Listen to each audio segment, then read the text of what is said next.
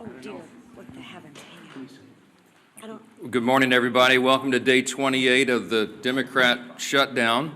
We're almost a month into this, and we wanted to highlight a couple of things and a few members this morning. There are some very important developments.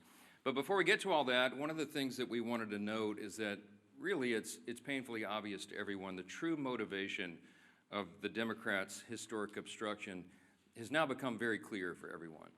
I want to use a little simple, Lily, if you show me this real quick. Just real quick, simple facts, because these things get obscured too much. But there are simple facts about the Democrat shutdown that everybody needs to recognize. Here's 4 of them. First of all, we have to have Democrats to reopen the government. You know that in the Senate it requires 60 votes to break an impasse. Wait, hang it on, Lily, hold it real here. Keep it close to the podium. I want everybody to see this, okay? We're gonna make it simple. I had my 15-year-old son and some of his friends were together over the weekend, and they wanted me to explain it to them as simply as possible. This is the little formulation, okay? Hey, fellas, remember from civics, you gotta have 60 votes in the Senate. We only have 53 Republicans, so we must have Democrats to do it. The Democrats are out trying to claim that this is all on Republicans because we control the government. We don't control the Senate without 60 votes, so you have to have them. Now they've voted 13 times, those Senate Democrats, counting the House and the Senate together, they voted 13 times to keep the government closed. And what they're demanding as a ransom to reopen the government are some really crazy things. They want to restore $200 billion in health benefits paid for by U.S. taxpayers to illegal aliens and non-citizens. We can't do that. They want billions of dollars in wasteful programs to be returned to foreign countries for things that none of you would agree with. We are not going to do that. They want $500 million to go back to left-leaning news organizations, paid for by taxpayers. We can't do that. And then they want to cut $50 billion from the Rural Hospital Fund that Republicans got signed into law July 4th to prop up health care in red states and rural areas around the country. It's too important, but they want to take that away. They know that we can't do it. And now that they've begun to admit what this is all about, thanks, Lee, put on the thing there. They're admitting what they're up to. Chuck Schumer said every day of the shutdown gets better for us, meaning the Democrat Party. And you know, we had the second-ranked Democrat in the House, the minority whip, who just said a few days ago, the end of last week, that we know that this is causing great pain for the American people, but we have to use this leverage. We don't have many times where we have leverage like this. And so they've shown you what the real motivation is. But ultimately, why are they doing all that? Let me summarize this really quickly, as simply as I can, for the civic students back home. Republicans are not demanding anything, literally nothing. All we want is to reopen the government. The Democrats are demanding all those things I just showed you on the chart, plus a lot more. When I say they want to send money to foreign countries, this is some of the things that they would propose that we spend money on again. They're demanding, this is a ransom to reopen the government. Things like $4 million for global LGBTQI+ awareness campaigns around the world. $4 million for the LGBTQI+ democracy grants in the Balkans. They want $2 million for feminist democratic principles projects in Africa. We're not doing that. But again, the question is why? Why? This sounds crazy. It is. Why would they do this? And what we saw on vivid display over the weekend was the re-emphasis of this fact. This is motivated purely out of fear. And what do we mean by that? You saw the Democratic leader in the House, Hakeem Jeffries, endorse Zohran Mamdani for mayor of New York City on Friday. It was an illustration of what we're facing here.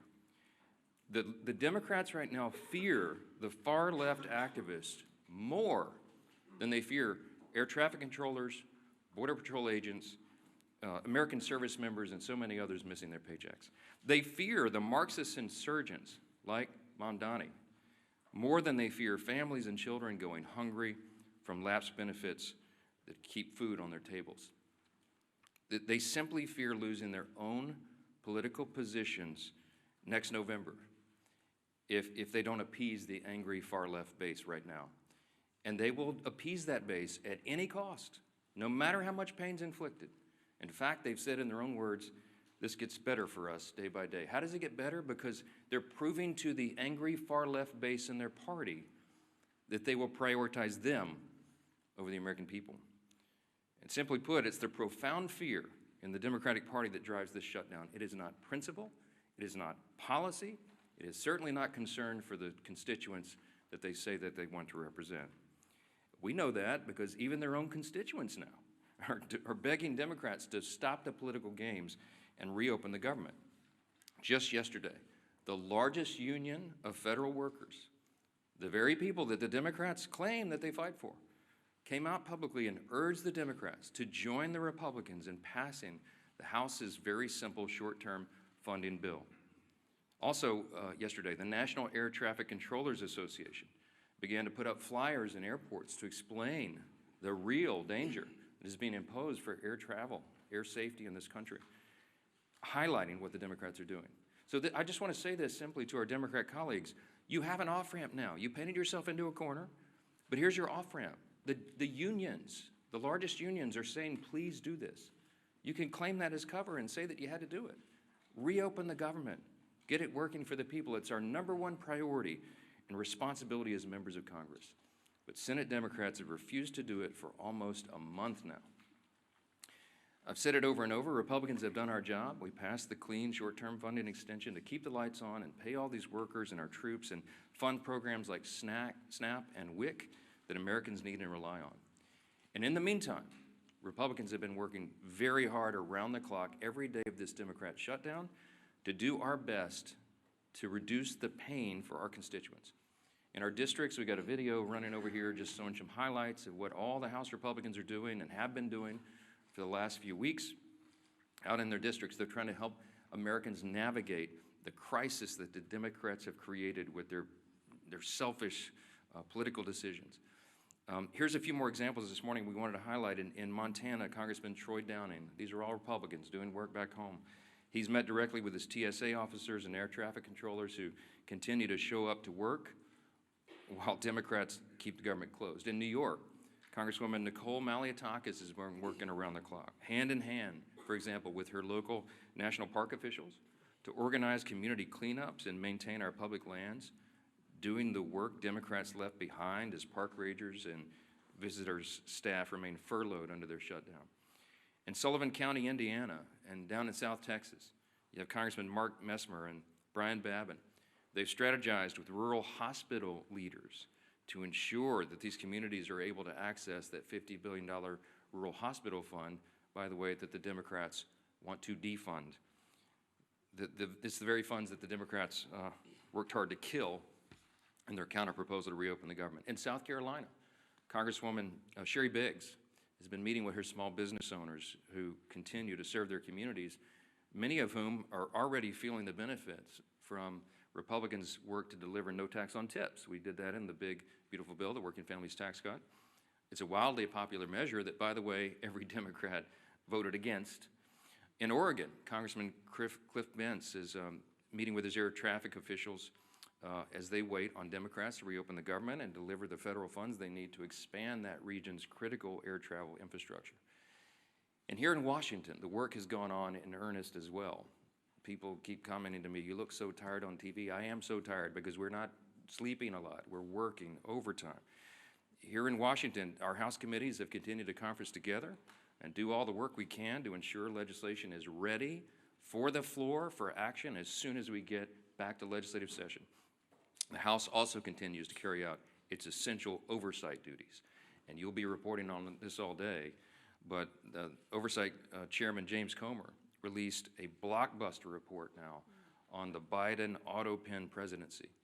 And this report includes 47 hours worth of transcripts and testimony revealing that every executive action signed by the auto pen without written authorization from President Biden should be voided.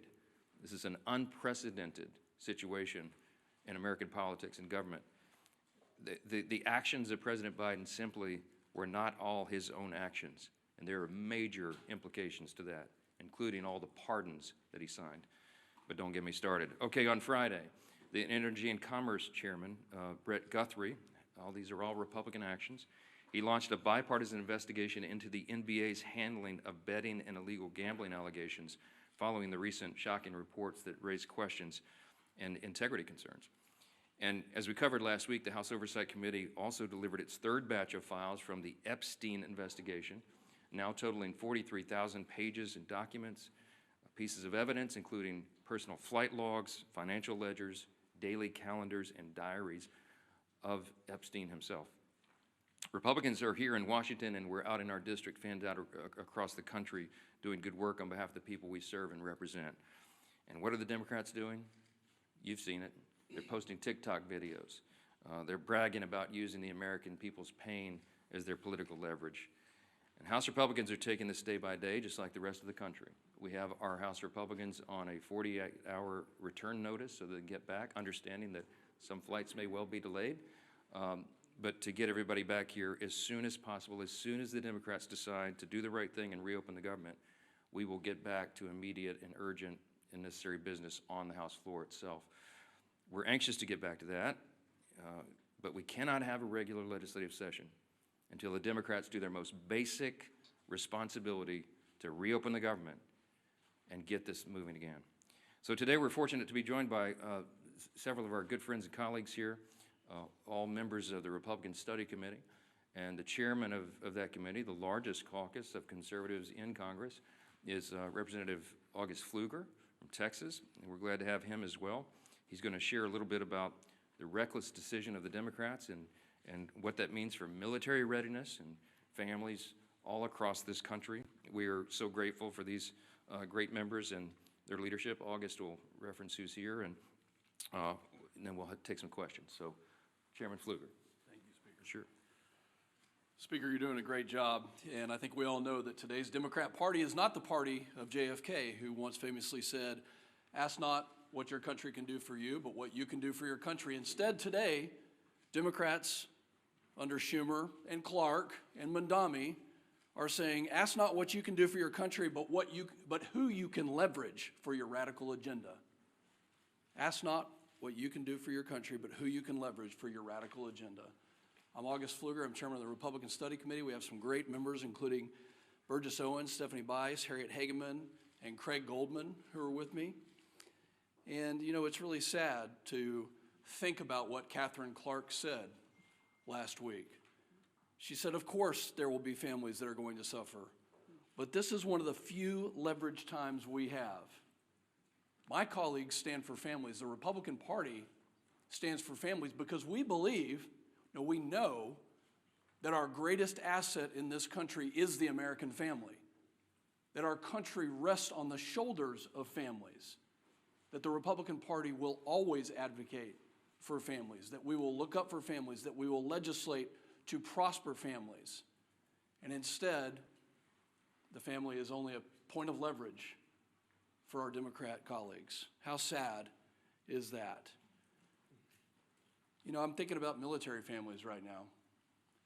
I'm thinking about that soldier who is deployed around the globe to keep our country safe, to push back against a threat.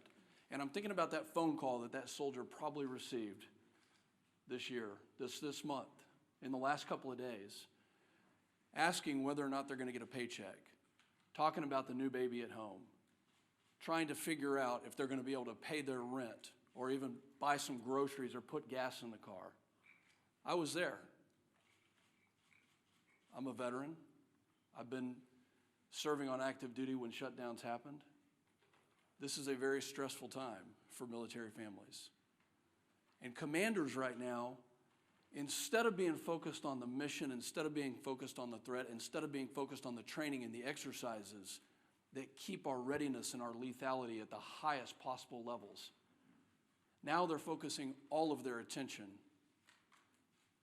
on making sure that their families of their subordinates, their soldiers and their airmen, their Marines, their sailors, are taken care of, that they actually have the resources. And we have members of the Republican Party who are in our communities right now convening groups of community leaders and banks, food banks, and other resources.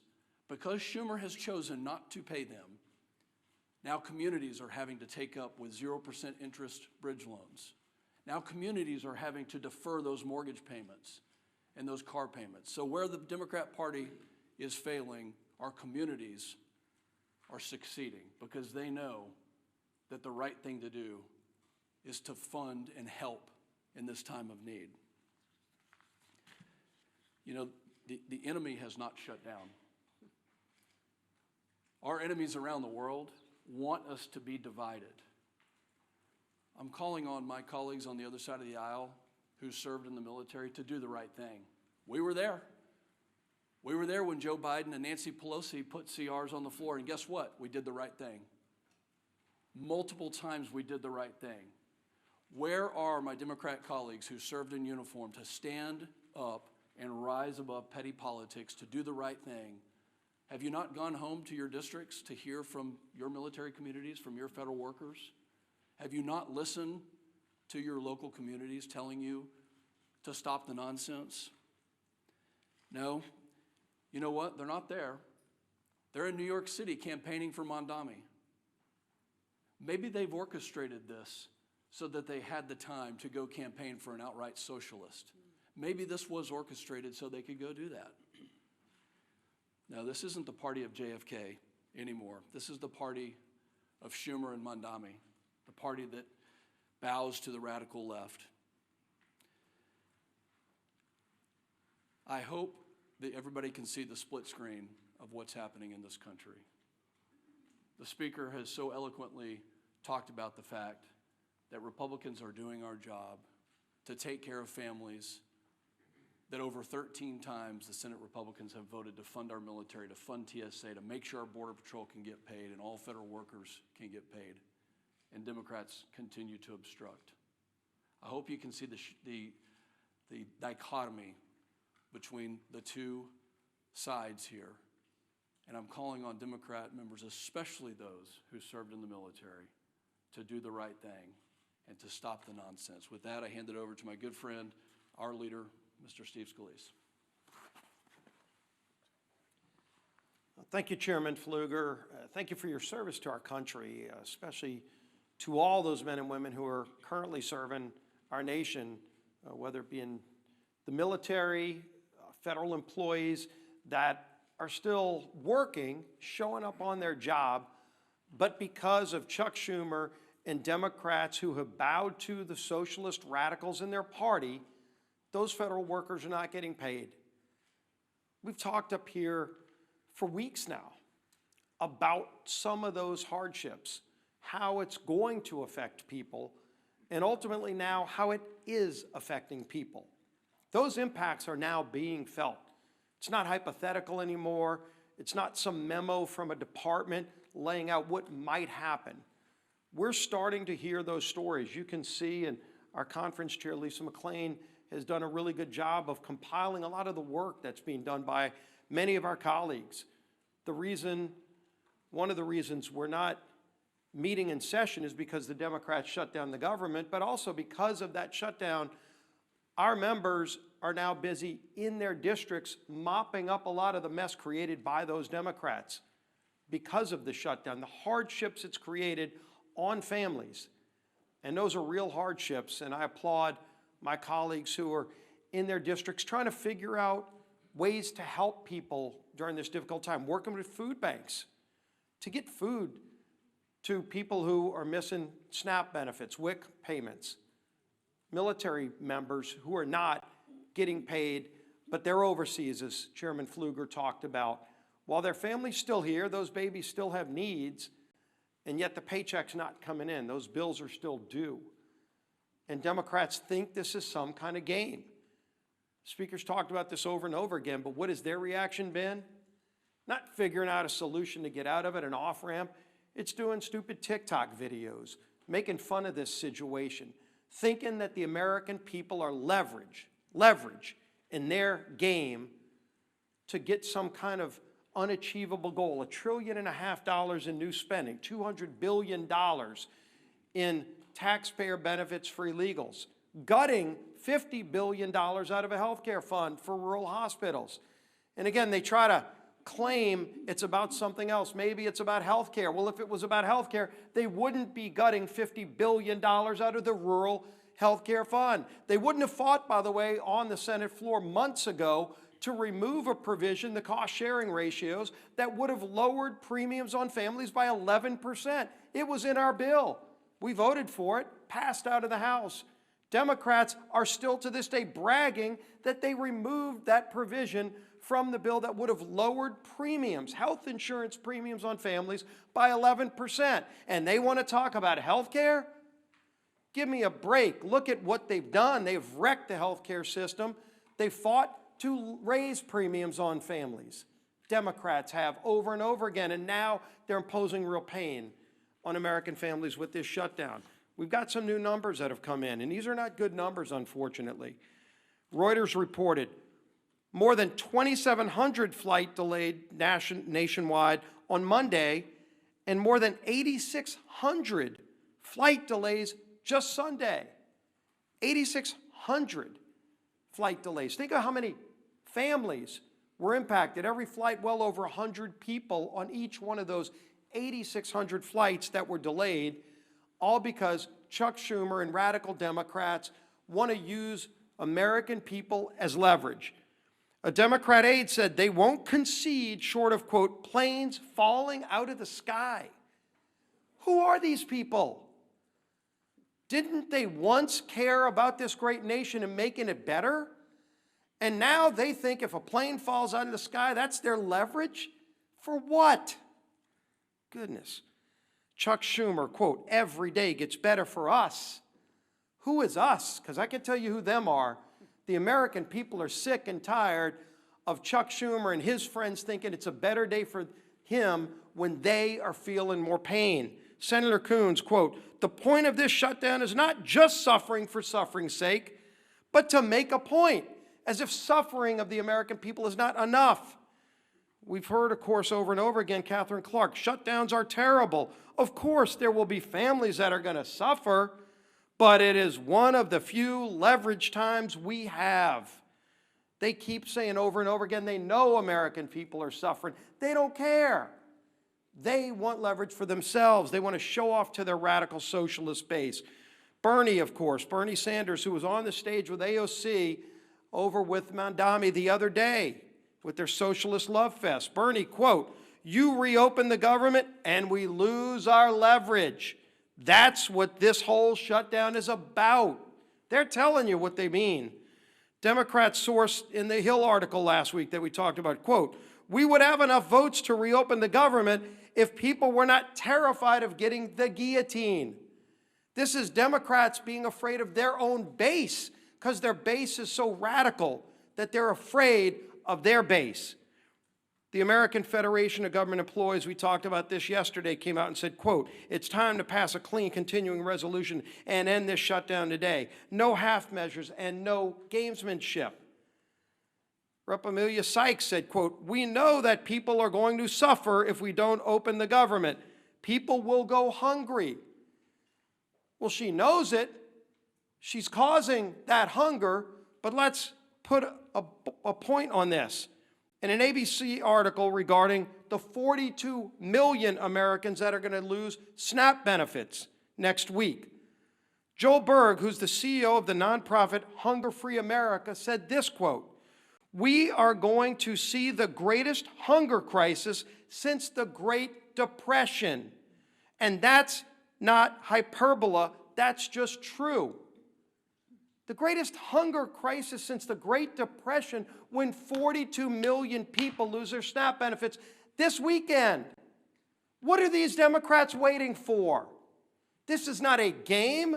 This is not leverage. They're taking food off the table for families, for babies. It's disgusting.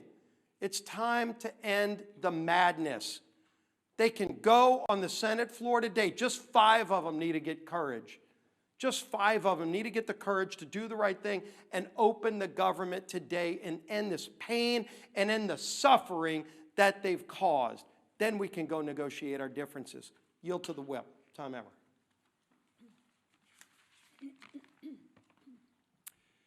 As has been mentioned, yesterday the largest federal workers union in the country, they represent 820,000 federal workers, released a statement calling on Democrats to stop playing political games, pass our clean CR, and reopen the government. What was Chuck Schumer's response? Silence. Crickets. He declined to comment. Meanwhile, millions of federal workers are reevaluating how to make ends meet. Air traffic controllers missed their first full paycheck today. Some are turning to food banks, as we've discussed, in order to feed their families.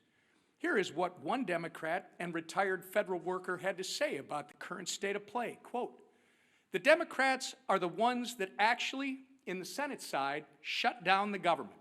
So they have to get together and stop holding Americans hostage. We're about to have people without food, and that's ridiculous. It's not worth it." Remember, that's coming from a Democrat and retired federal worker.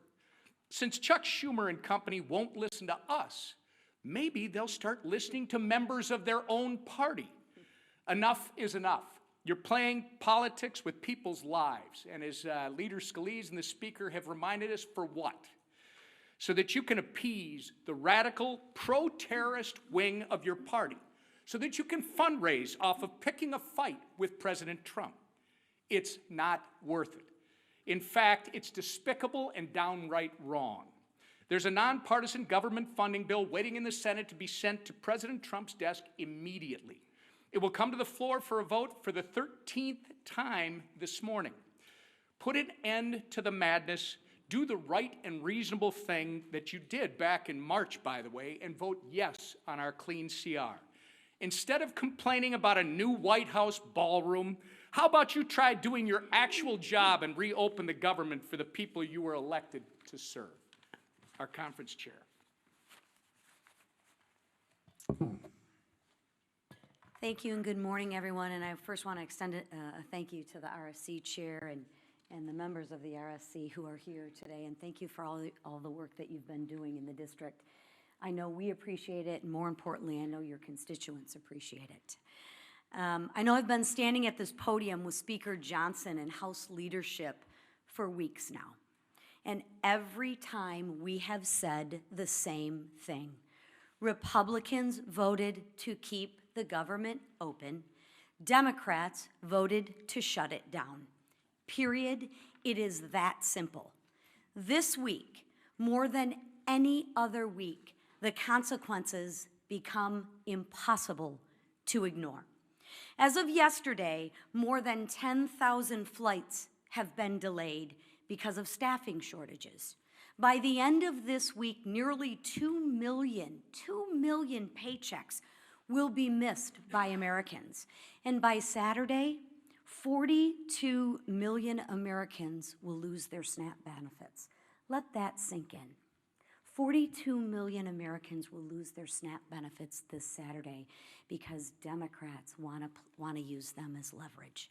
This is real pain, real fear, and real consequences. And Democrats are using that as political leverage. And leverage for what? Ask them this. Leverage for what? To force through illegal benefits for illegal immigrants to the tune of $1.5 trillion? They'd rather do that and put 42 million Americans at risk of losing their SNAP benefits. That's what they're choosing. That's what they're choosing. Let that sink in for a minute. This isn't leadership. This is cruel and disgusting, and it's cruelty disguised as politics. Even the president of the largest federal workers union, and I don't know if you noticed that, but he doesn't exactly always cheer for Republicans, but this gentleman is actually begging the Democrats to do the right thing and end the shutdown. While Democrats posture in front of the cameras, Republicans are actually out in their districts working. Just take a look at the video that we've been playing all morning, right? Don't let the facts get in the way of the good story. Republicans, like the colleagues you see behind me, have been in their district working for the American people who are suffering from this Democratic Schumer-led shutdown. You will see Republicans volunteering at food banks, Republicans supporting rural hospitals, Republicans cleaning up national parks, and Republicans helping people in real ways. Republicans believe in solutions, not stunts.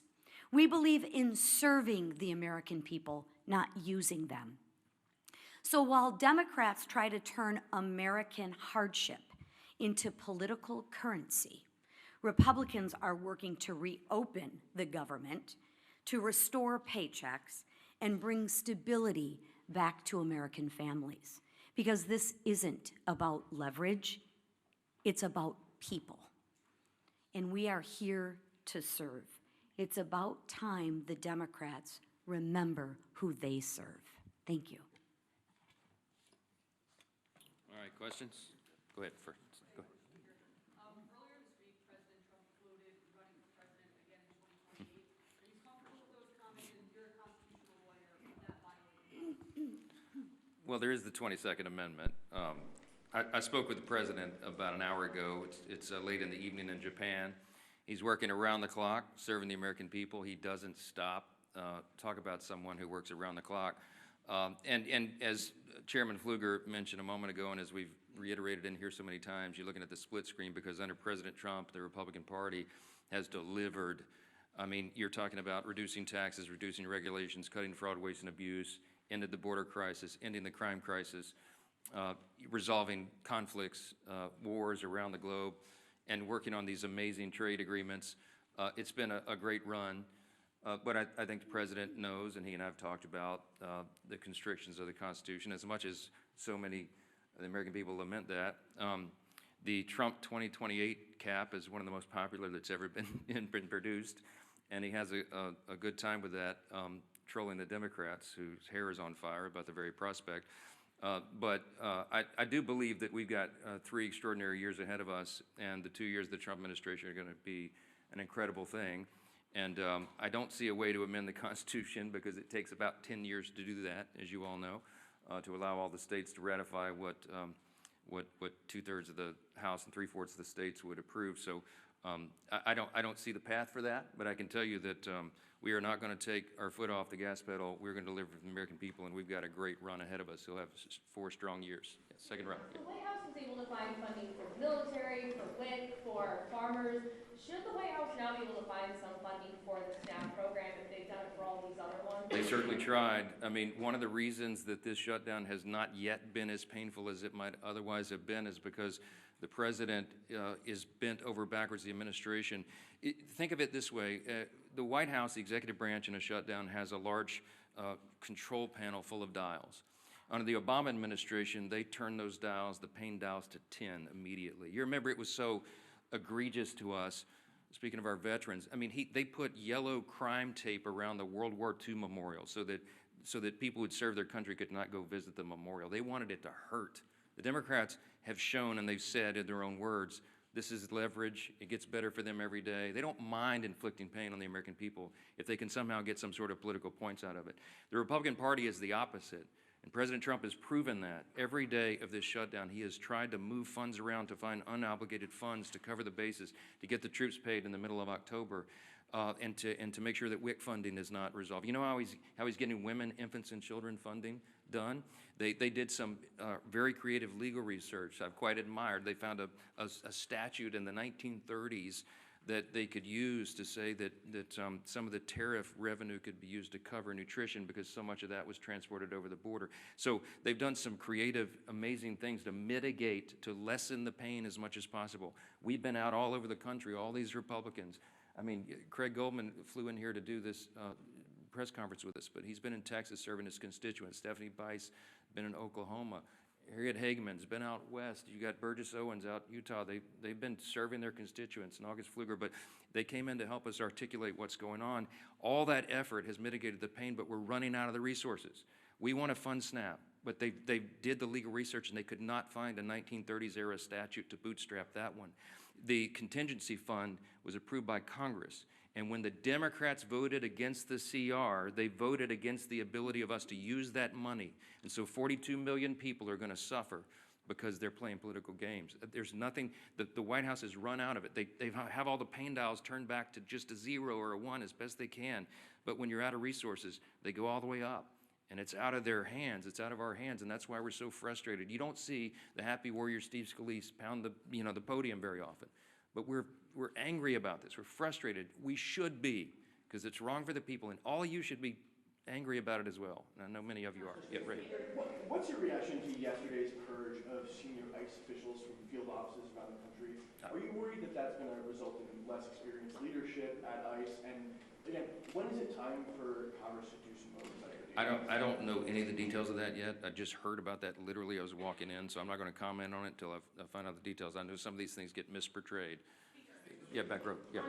On the auto pen investigation and the oversight committee's report that was released this morning, some Senate Republicans have suggested that perhaps there isn't a legal avenue to void the pardons that were signed by by the auto pen and these executive authorities. Do you think that there is a legal avenue? That's what the investigation concluded, that any of those executive actions that were signed by the auto pen under the Biden administration should be void. Do you think that's possible? Nothing this incredible and insane has happened before. This was not something that the forefathers anticipated.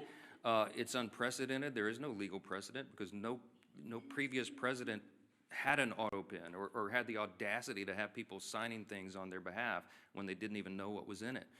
And so we're in uncharted waters as a nation. As we say up here all the time, we're so tired of making history. I just want normal times, normal Congress again. But the Biden administration was unprecedented in so many ways, and the president was checked out of his job for quite some time, and everybody knows it. And there was a cover-up. The people around him who were they would give him scripts to follow. They would point him literally in the direction, stand here, sir, wave like this. And he didn't know what he was signing. So there's all sorts of just incredible implications. It sounds like a terrible novel or something, but this is reality. And so the pardons, for example, he pardoned categories of violent criminals and turned them loose on the streets. And he didn't even know what the categories were, apparently, much less the individual people that he pardoned. They're invalid on their face.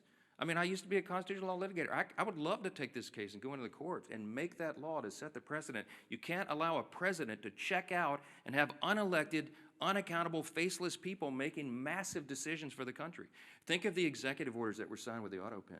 When he paused LNG exports, liquefied natural gas, to our European allies around the world, I confronted him about it, by the way, the one meeting they allowed me to have with him as Speaker in the Oval. And he looked at me as if it hadn't happened, and he said, I didn't do that. And it occurred to me, he wasn't lying. He honestly didn't know. Do you know what the implications of pausing LNG exports were around the world? It made all of our European allies had to buy their natural gas from Vladimir Putin, which fueled his war machine, to go, conduct his war on Ukraine.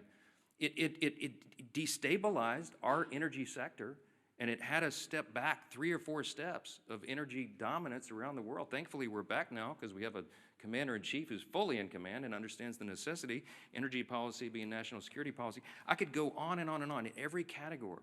Huge implications. What does it mean for us? How do you unwind it? I don't know. But it will be determined in the courts ultimately. And these are unprecedented cases of first impression, as we say, because it's never been tested before. But man, is it dangerous stuff. Front row. Because you win the boot game today. Go ahead. Norman, Your Honor. I'm curious, you guys, a lot of you were talking about the government unions demanding that Democrats reopen the government at this point. Do you think that that is building off of President Trump's gains with labor unions for the 2024 election? Do you think that this is a sign of a different relationship between House and Senate Republicans and federal government employees? Do you welcome these people in your tent? As President claims that these are not traditional allies of yours in a lot of President Trump and the Republican Party achieved some very important historic things in the last election cycle. We had a true demographic shift in the election. We had a record number of Hispanic and Latino voters, for example, who came into the Republican Party, record number of African-American black voters, Jewish voters, union workers, young people, demographics that had not traditionally in recent years been with the Republican Party in large numbers. And they came to us not reluctantly, but with hopeful anticipation. Why? Because they wanted a return to common sense. And they saw what the other party had done to them with their terrible policies and their terrible ideas and the radical, woke, Marxist, progressive agenda, and they realized it didn't work for them. So they came to us and they said, can you do better? Well, we did. We have. And we passed the one big, beautiful bill, the Working Families Tax Cut, and all of our legislation and everything the president's done with executive orders, fulfilling his promises, are codifying those things and doing the rest of our legislative agenda, which is being held up right now because of this. We're delivering for those people. So it is not a surprise to me that union workers would come enthusiastically supporting common sense. What we're asking for here is common sense. They're supporting the party. They're supporting the president because they know who's working for the American people and who is not, who is causing and inflicting pain on the American people. The contrast has never been more clear. We say all the time, this is not your father's Democratic Party. I grew up in Louisiana. When I was a kid, I didn't even know a Republican. Literally, like everybody was Democrat. And, you know, they're the Southern Democrats, you know, conservative Democrats down in Louisiana. That party doesn't exist anymore. My grandfather would not recognize what this party has become.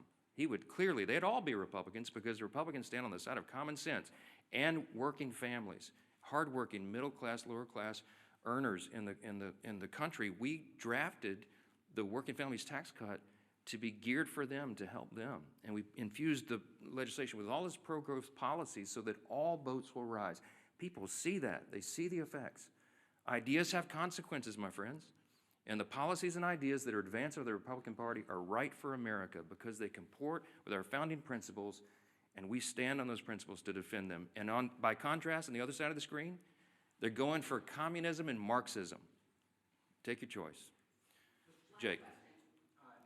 You've the opinion that you're not interested in these one-off funding bills, SNAP, air traffic control. Is that still your view? We voted September 19th to fund every one of those priorities. And every Democrat in the House except one voted to not fund them. The Democrats are playing games. They put a few of the one-off bills on the floor, as you've seen in the last week or so. They put a bill to pay the troops and pay essential workers, and the Democrats voted it down. So it would be a futile legislative effort for us to do this again repetitively in the House and send it over there so Chuck Schumer and the gang can play games and spike it. It's a waste of our time. They need to vote for the clean, continuing, nonpartisan CR, turn the lights back on and get the country working again, and then we can resolve all the rest of the issues that were always on the calendar for the remainder of the year. I want to thank our Republican Study Committee colleagues for being here and standing in the gap for your constituents. All the Republicans out there, they're still at work. They're not even watching these press conferences because they're working for their constituents. Thanks for that. Appreciate it.